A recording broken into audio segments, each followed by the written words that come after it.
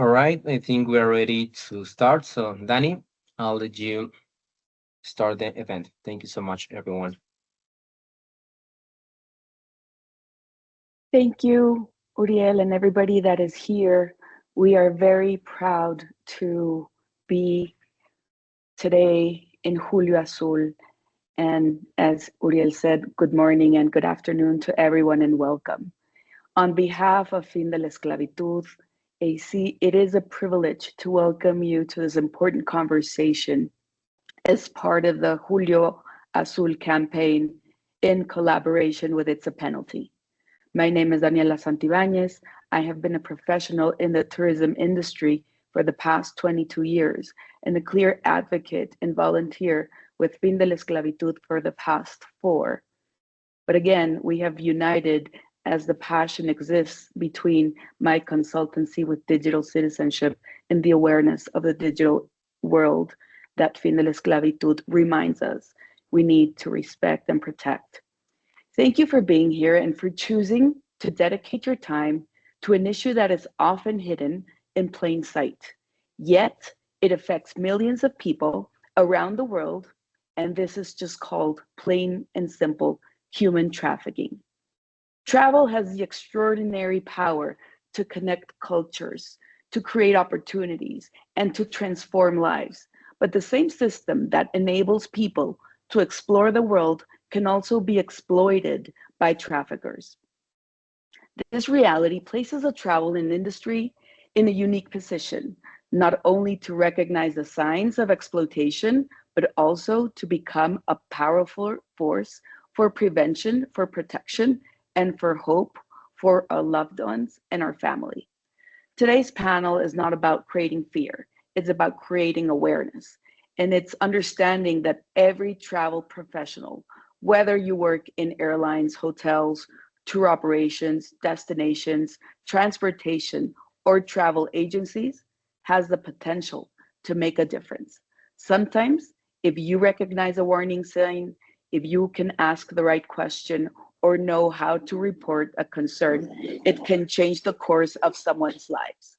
The fight against human trafficking is not only the responsibility of governments, whom we appreciate are here present with us, or law enforcement alone. It requires collaboration across sectors, across borders, across communities, across those who are reunited today. And that is why gathering like this matter.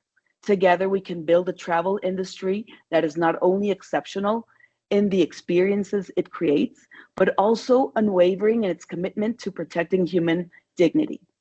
So we are very honored, definitely, to be here. And thank you again for being part of this conversation, for your commitment to making travel safer for everyone.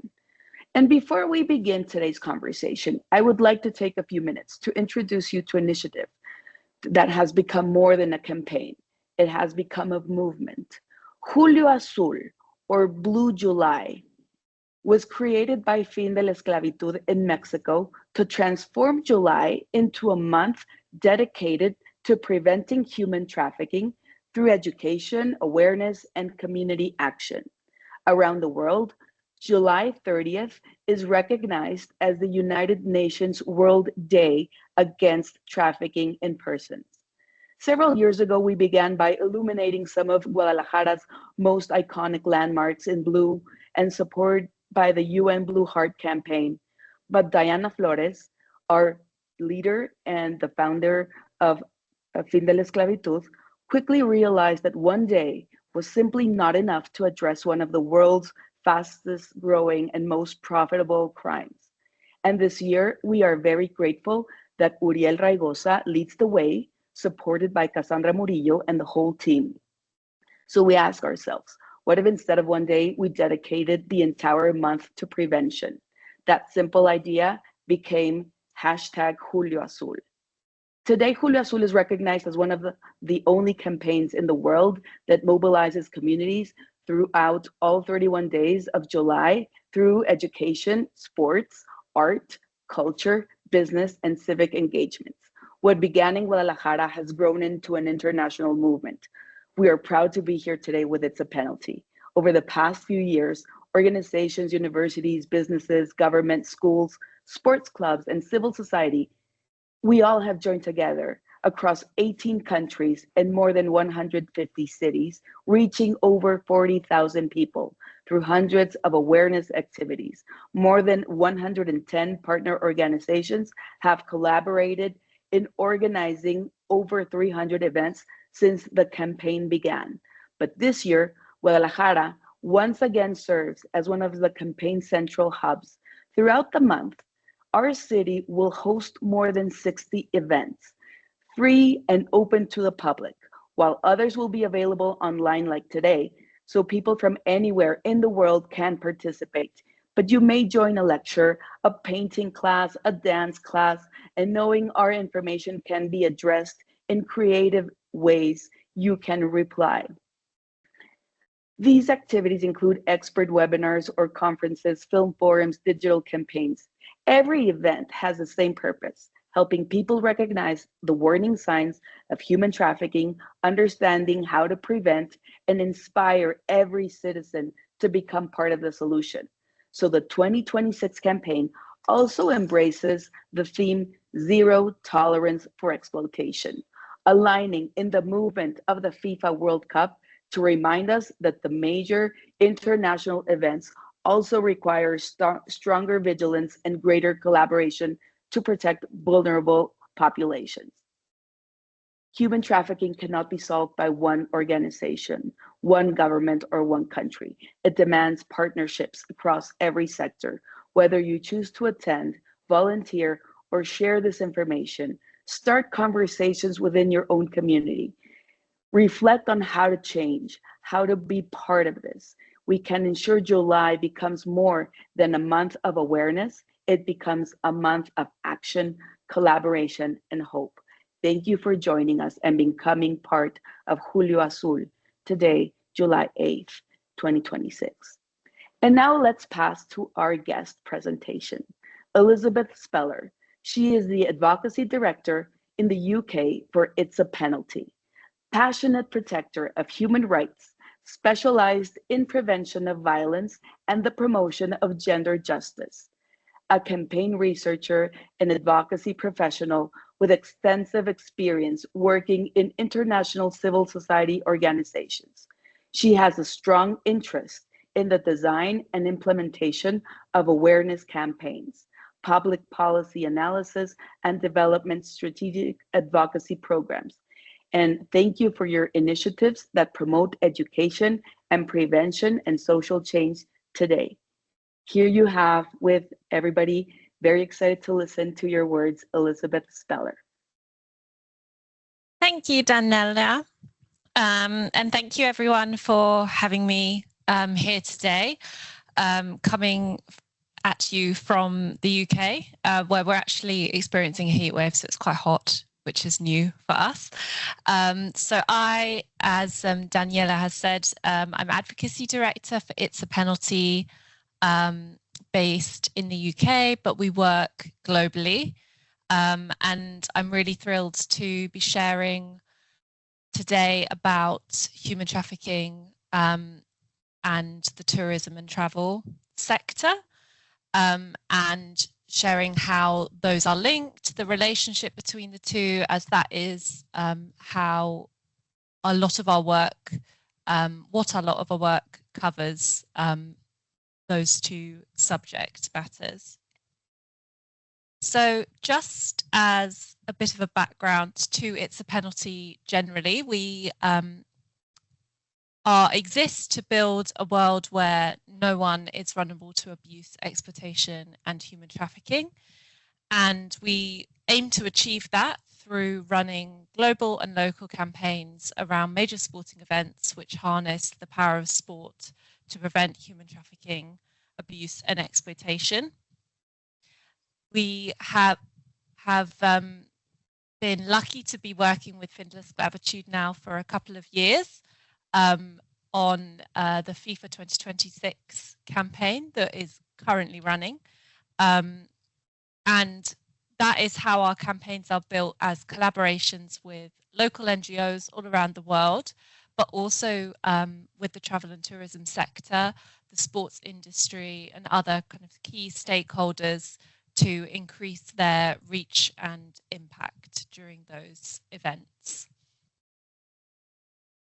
So I first wanted to just give a bit of a background. I'm sure that if you follow Finta Sclavitude's work, you know some background information about human trafficking, but just in case there's anyone on the webinar today who may not already know what human trafficking is, the international law defines human trafficking across 3 elements, which are the act, the recruitment, transport, transfer, concealment, or harboring of a person, the means using deception, coercion, or force, and the purpose being for exploitation, sexual, labor, or otherwise.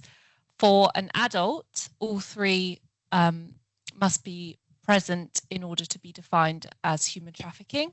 But for anyone under the age of 18, the means element doesn't apply. The act and the purpose alone are enough for a situation to be human trafficking. And this distinction emphasizes the vulnerability of children and the heightened need for their protection.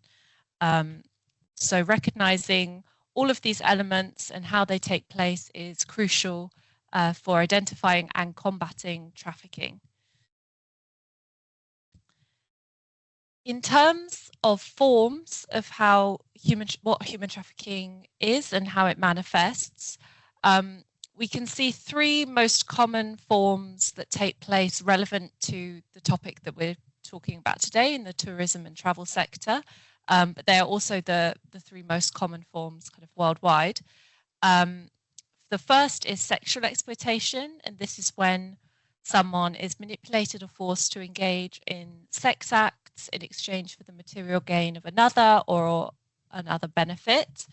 In a tourism and travel setting, this might look like rooms being used for sexual exploitation, or certain bars or nighttime venues being where this takes place. Secondly, we have forced labor, which is when people are made to work against their will, often with threats, receive little or no pay, or they work in exploitative conditions. In the travel and tourism sector, this can manifest in a variety of ways, but it could appear through third-party recruitment agencies, outsourced staff or workers supplied by contractors who are being exploited. Thirdly, we have domestic servitude, which happens when people or victims are forced to work in homes as nannies, maids, or domestic helpers. In hotels or guest accommodations, you might see guests bringing in domestic staff with them, and some of these workers may be under coercion or exploitation. Other forms of human trafficking that might be less common to see in a travel and tourism setting, but are still helpful to know about, are forced marriage, where one or both people cannot or do not consent, or pressure and abuse is used to force them into a marriage. Forced criminality, which is when victims are forced to commit crimes for the financial or other gain of traffickers. It's also called criminal exploitation by some. And finally, organ harvesting, where in some cases people may appear to consent to the removal of their organs, but their consent isn't valid if deception, fraud, or abuse or vulnerability is involved. So those final 3 are less common in a travel and tourism setting, but of course there may be manifestations that cross into it as well. So the scale of human trafficking, looking at some global facts and figures, Daniela has already shared the third, which is that human trafficking is considered the fastest growing and second largest criminal industry in the world.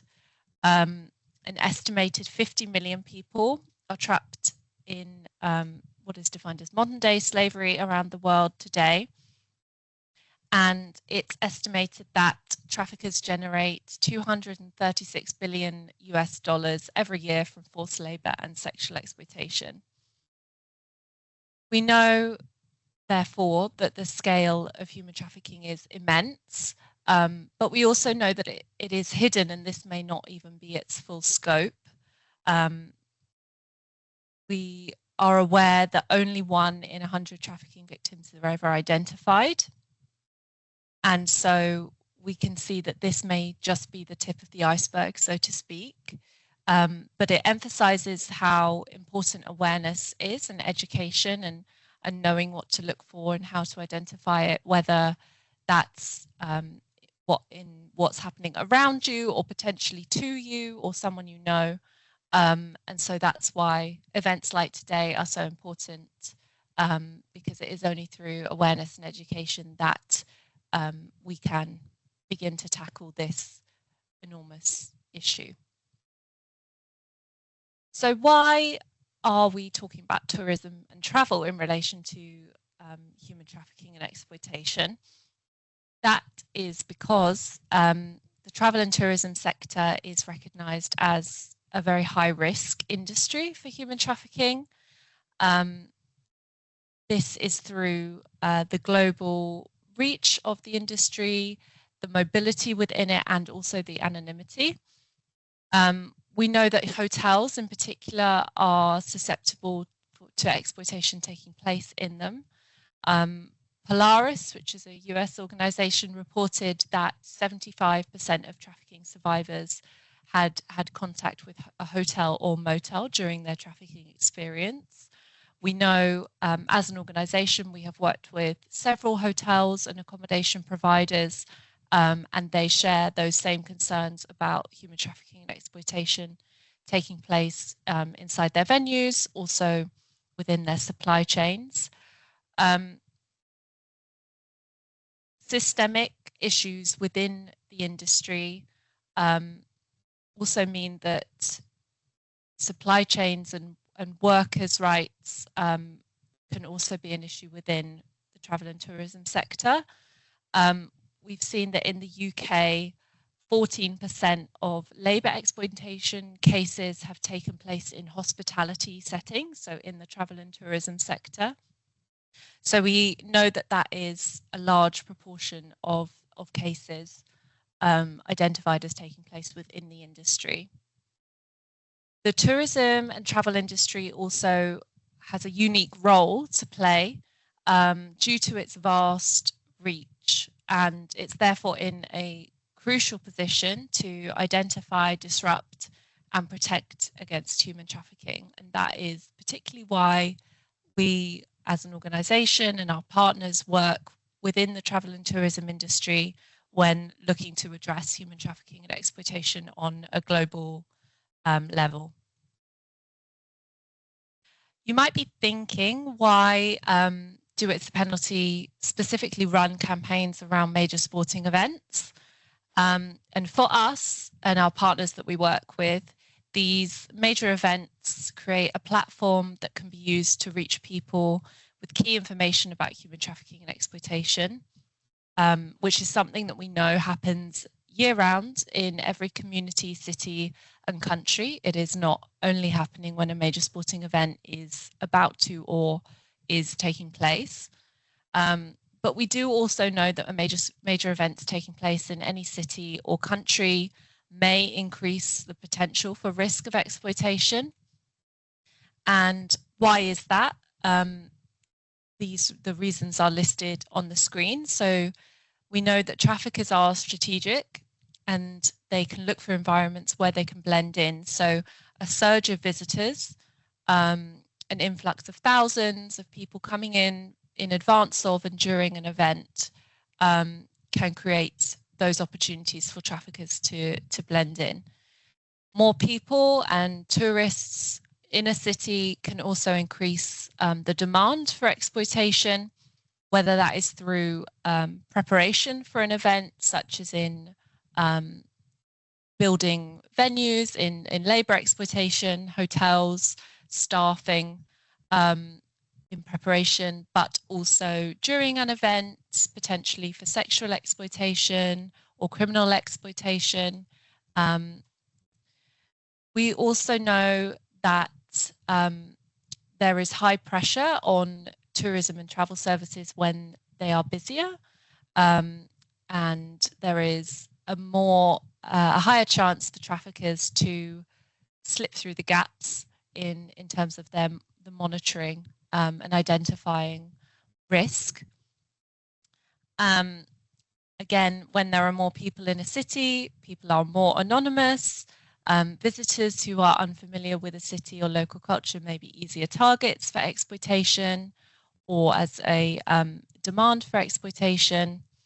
And when there is increased transnational travel, that also presents an opportunity for transnational trafficking to blend into the crowd.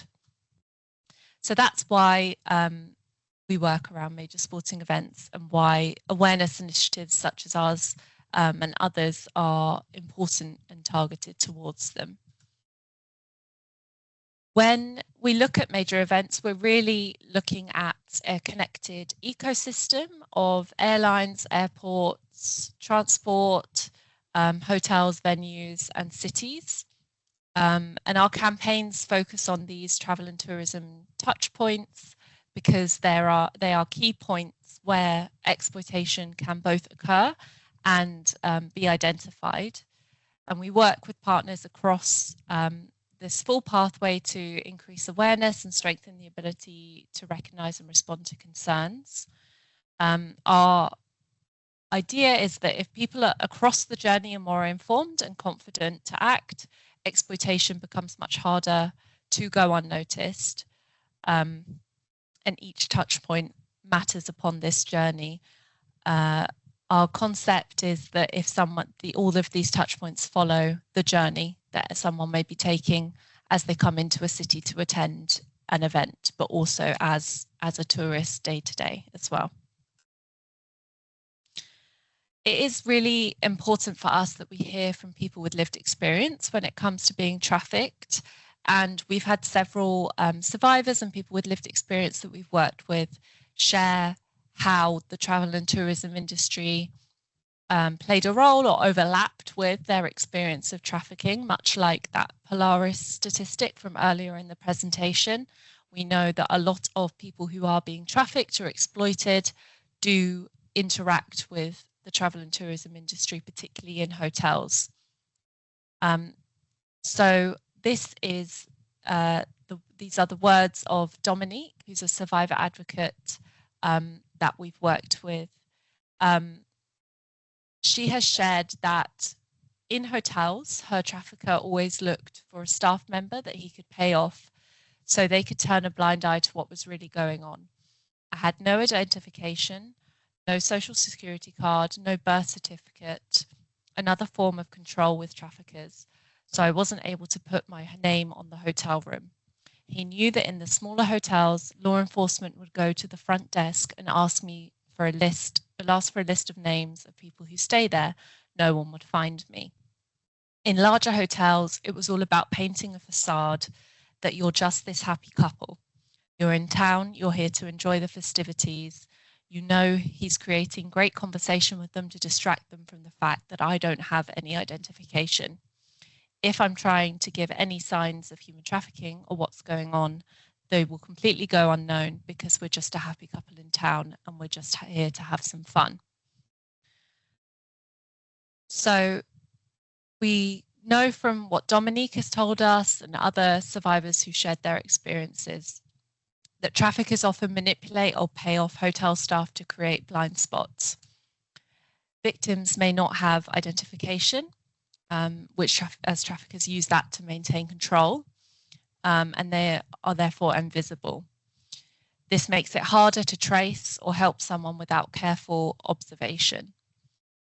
Traffickers can also create a facade of normalcy, especially in larger hotels. Victims may appear as ordinary guests, and that's why pattern recognition works more than looking for obvious signs of distress, often in these travel and tourism settings. So how do you recognize indicators of exploitation or human trafficking? When we talk about indicators, it's really important to say that one sign doesn't mean trafficking on its own. And this isn't about jumping to conclusions. It's about noticing things, especially when they start to build into a pattern. We can look at these in three main categories, which are behavioral and power imbalances, physical and welfare signs, and situational and operational red flags. For behavioral indicators, we can look for people who appear fearful, anxious, or withdrawn, especially around certain individuals. Sometimes one person is controlling decisions, documents, or speaking on behalf of others. These subtle power dynamics can be a sign of exploitation. In terms of physical and welfare signs, there can be bruises, burns, malnourishment, or poor hygiene.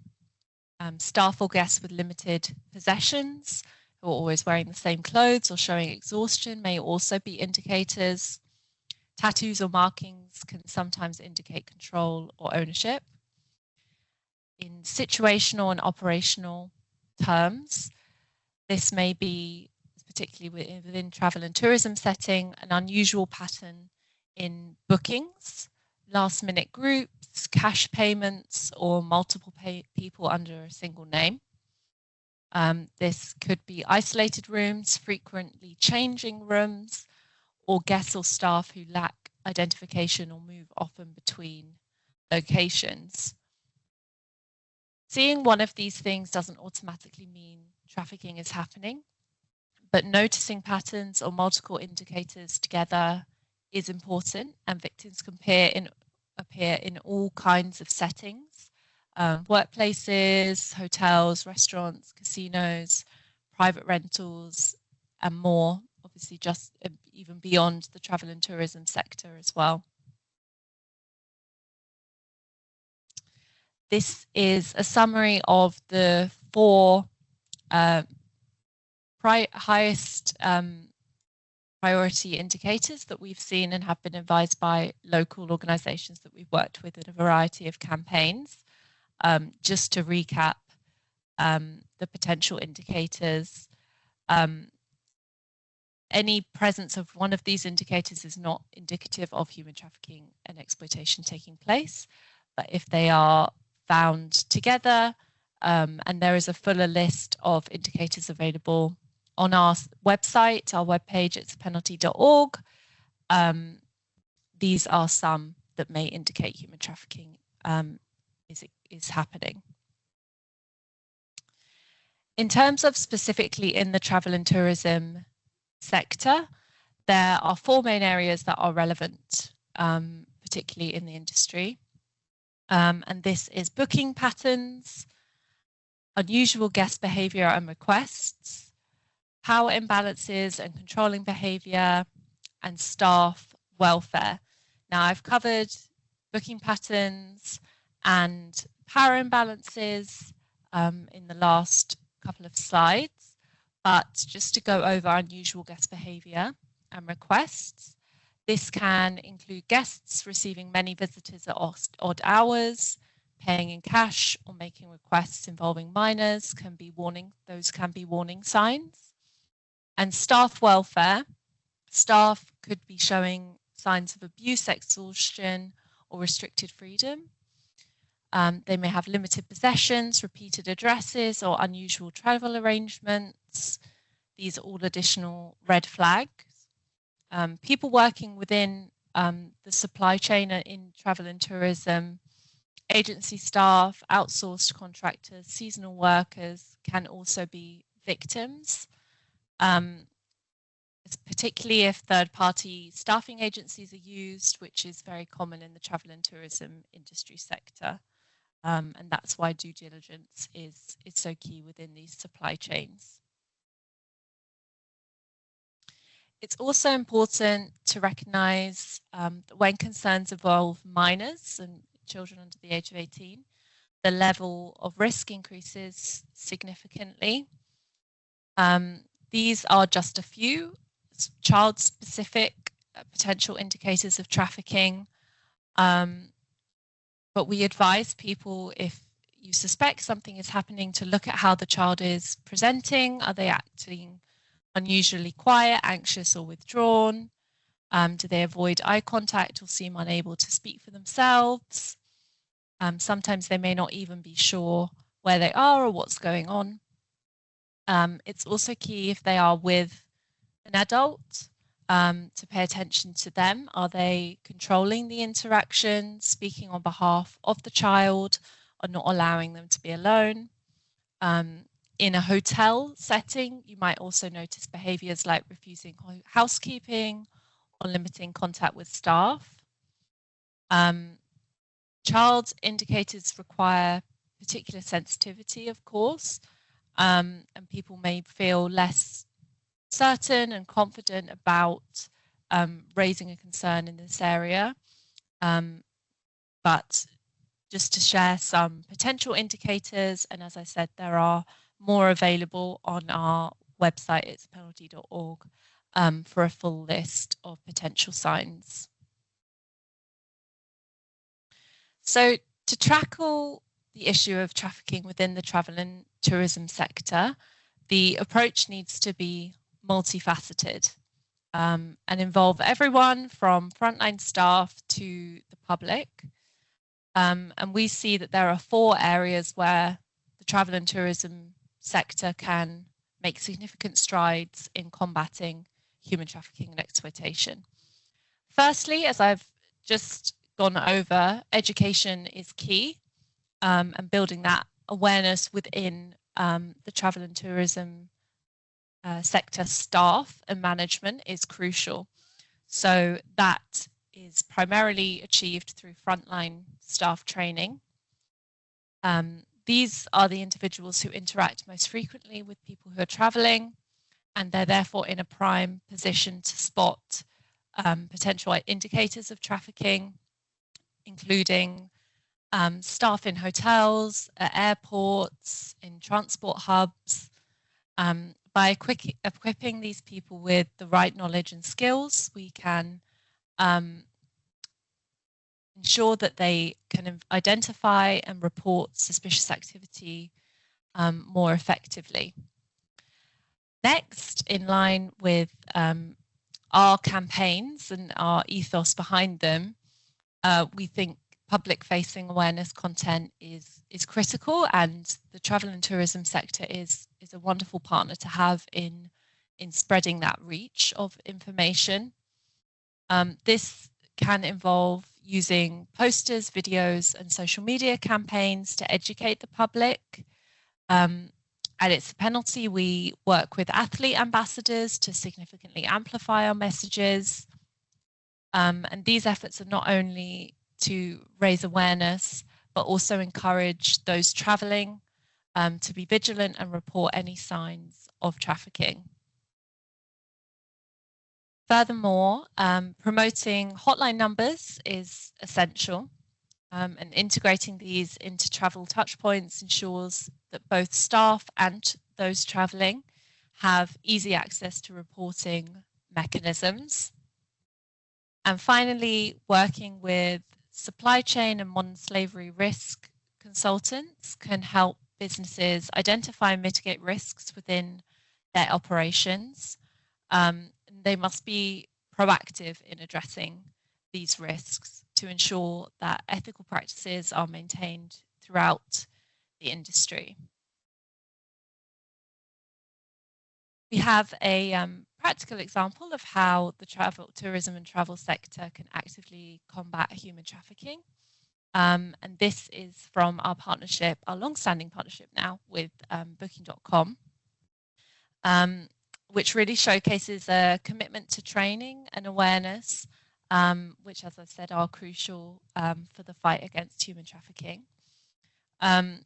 With Booking.com, over the past few campaigns that we've worked together, we have implemented training webinars similar to this today, that reach not only their partner services teams, but also extend to their broader network, including hotels, airlines, and car hire companies.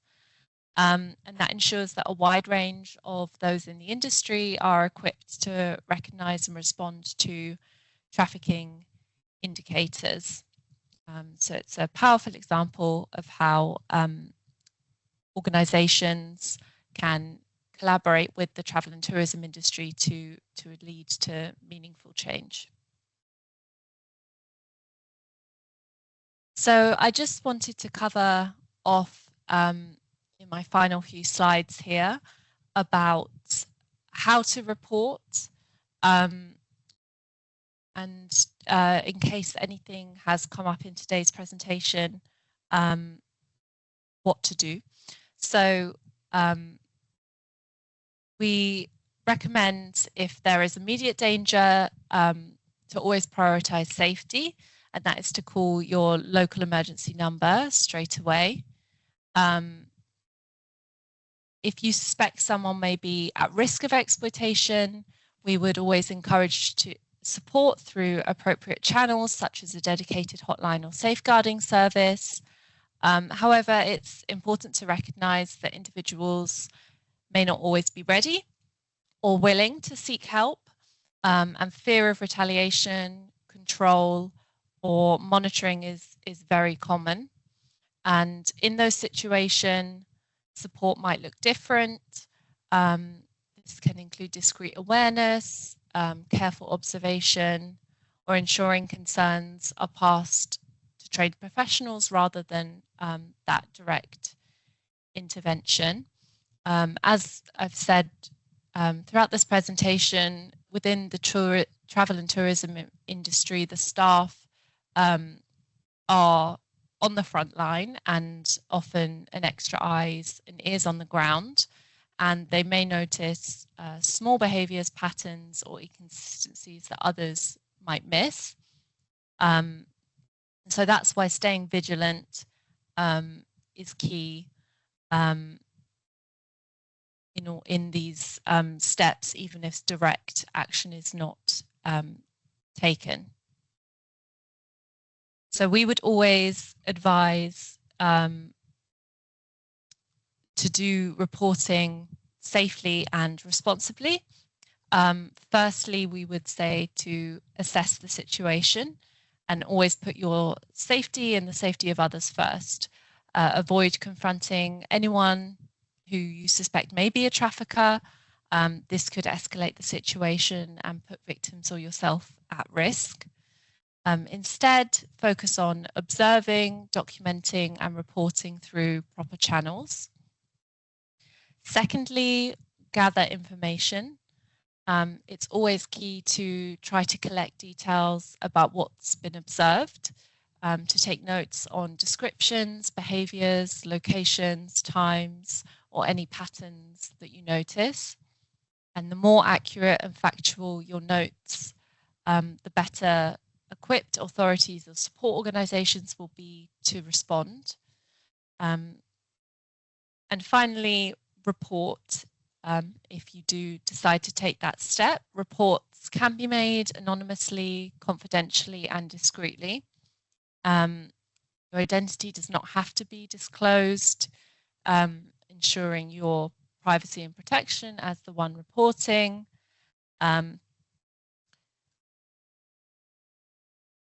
We would always advise to go to a dedicated hotline to report. So in Mexico, that is the National Human Trafficking Hotline by Consejo Ciudadano. The number is available on screen. Alternatively, I don't know if anyone is joining internationally or planning any travels soon, but we at It's a Penalty have on our website a make a report map, which shares hotlines in every country worldwide where they're available. And so we advise to go there. It's penalty.org/make-a-report, or follow the QR code on screen. And you can find a hotline in any country around the world if it exists. I want to emphasize particularly the victim-centered and trauma-informed approach that we would encourage people to take, as summarized on earlier slides. We always want to ensure the safety, dignity and empowerment for survivors and fostering their trust and providing effective support. So if you do happen to interact with someone who may have been exploited or trafficked, we would encourage you to have empathy and respect, to actively listen without judgment and to validate their feelings and experiences, to take a safety first approach, as I've said many times, ensure that the environment is physically secure and emotionally supportive for them, to involve them in decision making about their care and reporting options. As I've said, they may not be ready to make an official support, and we must respect that completely. But they also must know clear explanations of what services and support is available and what the potential outcomes may be.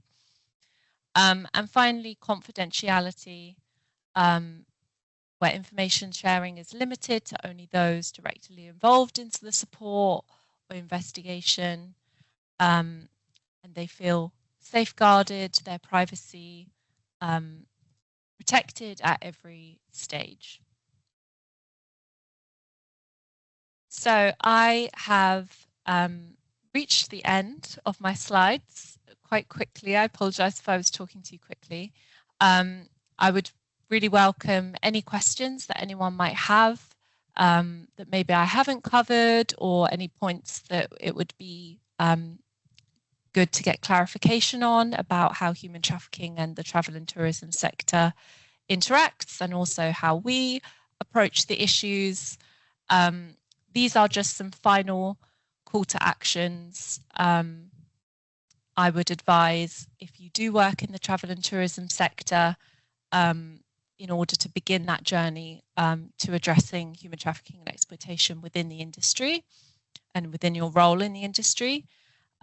Firstly, we're all about sharing information. So I would advise everyone to talk to your team at work to discuss this information and any further information you know about human trafficking and exploitation with your team members.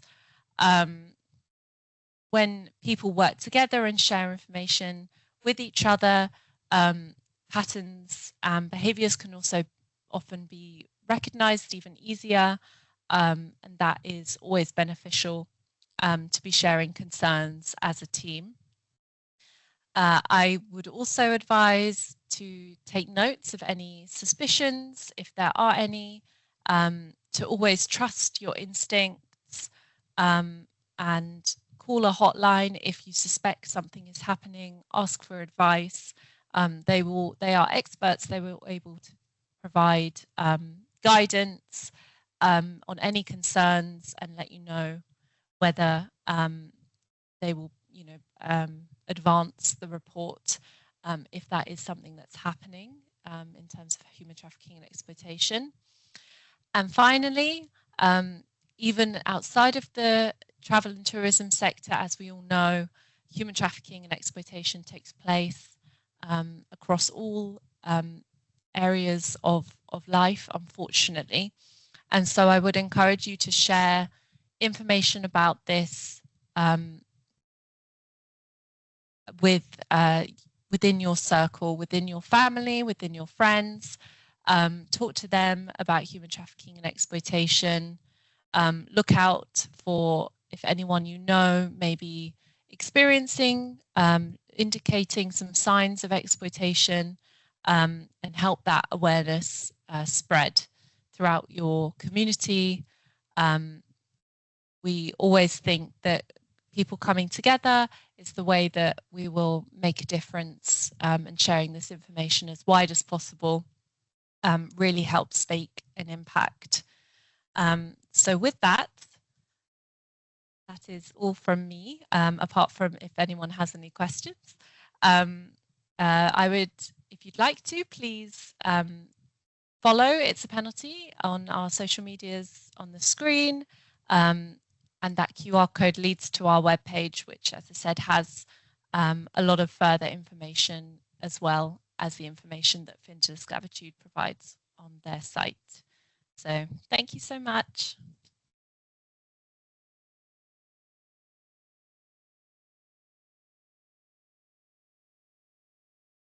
Thank you, Elizabeth. It has been a very important and enlightening conversation. For those who have questions, I think this was an amazing basic 101 content. So remember that everybody can put it in the chat. And we have one person here, Natalia, asking, how can I get my team to break through the bystander effect, fear of getting involved? So, I mean, yes, that's a great point. We've actually had, in previous work we've done, bystander intervention training that we've shared. And so I would advise that that is possible, that specialized training is out there. I think in terms of how to break through that, that would be a matter, yeah, for management to continually reassure teams of the procedures, and that any small indication is enough to begin to talk to management or to raise these issues and concerns. I think that often we see that people think a small sign or inkling isn't enough to interact with authorities or speak to anyone else, raise those concerns as a team. But I would think that the way to break through that is just to continually emphasize that you want those small signs. That is enough. You want them to raise those concerns if they come across them, and for them to know that any small sign, if recorded by multiple team members, can build into that bigger, greater picture of that potential exploitation taking place. So I think that's just a training, restating of the emphasis of reporting even small signs. And I would maybe ask, it would be important just to normalize this conversation and open it up informally within your own social groups, not necessarily business groups, and just make it evident to be a possibility of conversation, right? Yeah, yes, definitely. And I think that displaying key information, so posters, or we find that having a list of signs kind of in the back of house spaces, if I don't know where you are in terms of where in the tourism sector, but in hotels, for example, in the back of house sites, lists of indicators available for staff just to glance at, and then have the reporting channels or the procedure to take on those there available, so they don't have to kind of hunt them down. That is really helpful as a daily reminder, and as you said, Daniela, to like normalize it. That would definitely be what I'd advise. Going on to the next one, and I will just remind everybody to write the questions will be written. We will be reading them out. So the next one will be Iris Mariana has a comment saying, thank you for sharing such valuable information with us. Hope the links with hotels, transportation, etc. continues to grow to help prevent more cases. But that depends on us. We all do. And it basically depends on us, right? That we are part of the advocacy program to support this information getting to those contacts that we have, that maybe it's a penalty or fin de la esclavitud, do not have your personal acquaintances or business acquaintances contacts, so we can be part of the solution. And Carla is saying, I took some pictures of the presentation. Is it okay to post on Facebook and tag you on it? That's a good question, just to grow the awareness. Yeah, I don't Is it see an why open not. resource that we can, okay, and Yeah. maybe Uriel, can you provide maybe the recording to those that have registered to this panel too? Yes, actually, this webinar will be posted on our YouTube channel after some days, so you will be able to see it maybe in 1 week when it's ready. So yes, you can will consult this webinar all the time in our YouTube channel. Thank you, Daniela. Okay. Daniela has a comment saying, everything has been incredibly useful and insightful. I truly appreciate the time and knowledge you shared, and I'm taking away many valuable ideas, especially since the World Cup is being hosted in my city. Thank you. And I would also just ask you again, Elizabeth, what is happening with all these sports events? I love the name of It's a Penalty. I love it how it just addresses stop whatever is happening. But is it that often that other sports events are having this source of fear and condition in the world? So we approach the issue in a kind of twofold way, and that's, we really see a major sporting event as this opportunity to raise awareness. And we know that human trafficking, exploitation happens all the time, happens everywhere, unfortunately. So it's not necessarily about a major sporting event causing human trafficking, because it doesn't. It's about this opportunity to bring together a lot of different stakeholders and to reach a lot of people globally and in a city, in a particular location. But as we know, a major sporting event can increase that risk of exploitation through a variety of different exacerbating factors. We know from several people with lived experience of human trafficking that we have worked with that they have been trafficked, particularly around a major sporting event. But that is not the case for every sporting event, of course. It very much varies case by case. But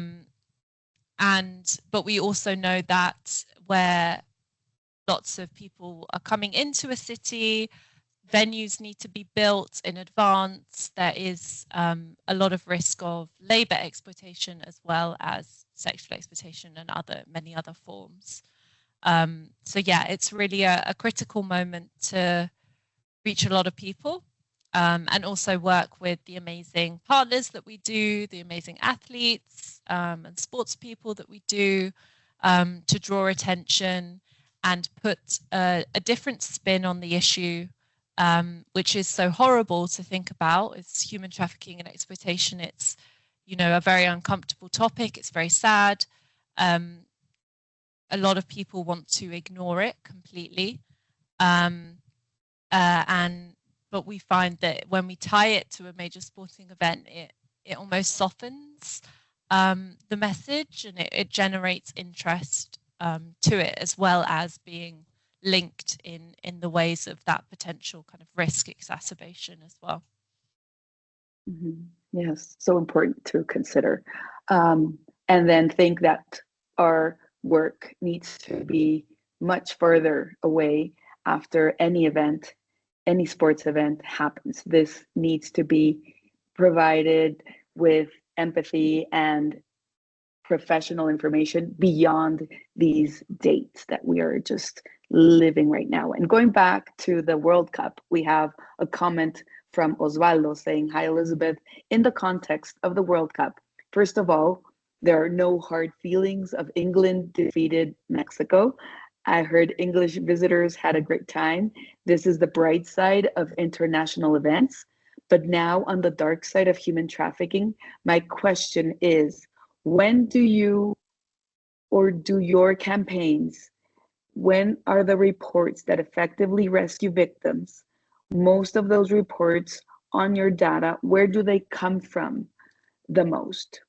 Are they coming from tourism providers, general audience, police corps? Which segment are more actively participating with these reports for you to have? So it really depends. I think because we work with so many different sectors in our work and how we structure each campaign, we get a lot of different information from a lot of different sources. So we find that our travel and tourism partners share with us their identified risks and their concerns. So a lot of that knowledge, a lot of the knowledge that I've shared today is somewhat drawn from that information. Why we've decided to focus on the travel and tourism sector as well, from those experiences of our partners that they've shared with us over the years. Then, of course, we do work with the hotline providers and law enforcement wherever possible that sometimes can share actual reports that come in, numbers of reports that come in during a campaign. Sometimes that's not possible because of particular policies that particular hotlines may have about that information sharing. But sometimes that is possible, and we are able to show that as a impact reporting or indicative statistic. We also work with amazing organizations on the ground who provide victim support, and occasionally that kind of information about people that they've worked with may come in as well, and as I said, share those lived experience of where human trafficking has taken place in the kind of shadows of a major sporting event, but also not with some, a lot of the time with nothing to do with the major sporting event. And then in terms of our campaigns and evaluating our campaigns, we produce an impact report at the end which collates all of this information and more. So that will show us how many people have potentially seen our information. We evaluate the effectiveness of our campaigns. And yes, Cassandra, thank you. We have also in the US for the past few years, we have run a collaboration with the National Centre for Missing and Exploited Children. And through that collaboration, we distributed lists of recently missing children in the hosting cities of the Super Bowl, where we've campaigned for the past few years, to hotels and motels. So that's a direct engagement and distribution through the travel and tourism sector. And tying back to that earlier Polaris statistic around people who've been trafficked, the majority having been in a hotel or a motel during their trafficking situation, and the susceptibility of children who are missing to trafficking and exploitation. We have found that through that collaboration, through distributing a list of missing children, 106 missing children have been identified during our campaign period. So that really shows the power of awareness and that outreach and the engagement specifically with the travel and tourism sector in making a difference. And as those missing children identified, they are potentially no longer at risk of exploitation. So yeah, we get that just shows a breadth of information of where our sources come from for reports. Excellent. So Uriel, if you're okay, we could just pass on to our closing statement, and in case anybody wants to have another comment or question, this is the right time. I've asked Cassandra, and Diana and Uriel have put here the social media that you can follow, and also it's very important to identify here the rest of the month's events. So tomorrow we have another online with Stop the Traffic, and that would be an amazing content for us to have close by. But I'd like to leave you with a thought after listening to Elizabeth's comments. Human trafficking is very often described as a hidden crime, but it remains hidden only as we decide and choose not to see it. Every day, the industry has moved millions of people and across borders to create unfortunate, unforgettable experiences. But with that privilege comes the responsibility to ensure that the traveler is never a path away from exploitation. In our industry, in our tourism and trade industry, the key takeaway of today's discussion would be we need to be responsible as a travel professional, that we need to look beyond the itinerary we offer. It means also to be aware of the people behind every journey we want them to experience. We could commit to the trainings, and our team offers them, and also as Elizabeth recommended, we do need to provide training.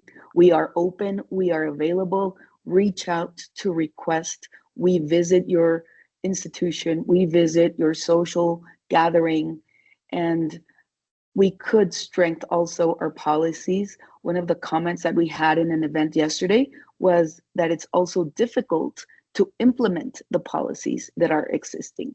We need to have a clear definition that partnering with organizations that fight human trafficking and create a culture and a culture of peace where reporting concerns is encouraged, supported, and acted upon needs to make the difference.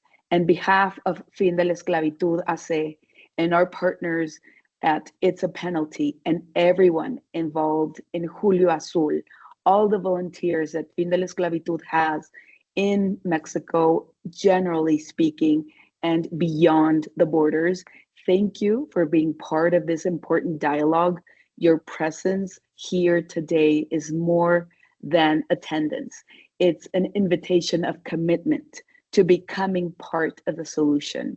And the success of the travel industry should never be measured only by the number of the visitors that are coming to our country, but also as the 110 children that are the number of lives that we have been able to protect. So together, let's ensure that every journey represents freedom, represents dignity and hope, not exploitation.